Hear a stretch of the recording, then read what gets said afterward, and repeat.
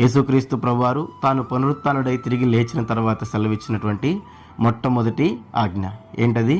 మీరు సర్వలోకానికి వెళ్ళి సర్వ సృష్టికి సువార్తను ప్రకటించుడి. సర్వ సృష్టికి ఆయన సువార్తను ప్రకటించమన్నాడు. ఈ మాట నాడు శిష్యులకే కాదు, నేడు యేసుక్రీస్తు ప్రభువారిని ఎరిగిన ప్రతి ఒక్కరికి ఈ యొక్క మాట వర్తిస్తుంది, ఈ ఆజ్ఞ వర్తిస్తుంది.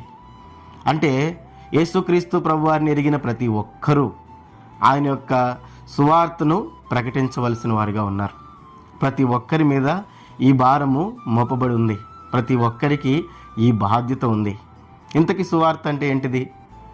నేను యేసుక్రీస్తు ప్రభువారి దగ్గరికి వెళ్ళాను, నాకు ఉద్యోగం వచ్చింది. నేను యేసుక్రీస్తు ప్రభువారి దగ్గరికి వెళ్ళాను, నాకు అనారోగ్యం పోయింది.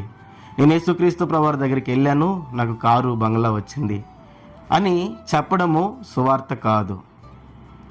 ఒక 10,000 రూపాయలు ఒక పెద్ద సంఘంలో స్పాన్సర్షిప్ చేసి టీవీలోకి సాక్ష్య రూపంగా వచ్చి, నేను ఒకప్పుడు మందిరానికి కాలు నడుకుని వచ్చేవాడిని, ఈరోజు నేను కారులో వస్తున్నాను. ఒకప్పుడు నాకు ఇల్లు లేదు, ఈరోజు నాకు ఇల్లు వచ్చింది. నేను ఈ యొక్క కార్యక్రమాన్ని బలపరచడం ద్వారా, ఈ 10,000 రూపాయలు నేను కానుక ఇవ్వడం ద్వారా, స్పాన్సర్షిప్ చేయడం ద్వారా నేను బాగుపడ్డాను అని చెప్పడము సువార్త కాదు. మరి సువార్త అంటే ఏంటిది?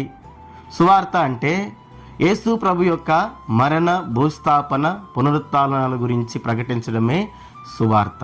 అదే నిజమైన సువార్త. యేసుక్రీస్తు ప్రభువారు అసలు ఎందుకు ఈ లోకానికి వచ్చారు? యేసుక్రీస్తు ప్రభువారు ఎందుకు ఆ శిలువ మీద తన ప్రాణాన్ని తన క్రయధనముగా చెల్లించారు? ఎందుకు ఆ శిలువ మీద తను చనిపోయారు? ఎందుకు ఆయన తిరిగి లేచాడు?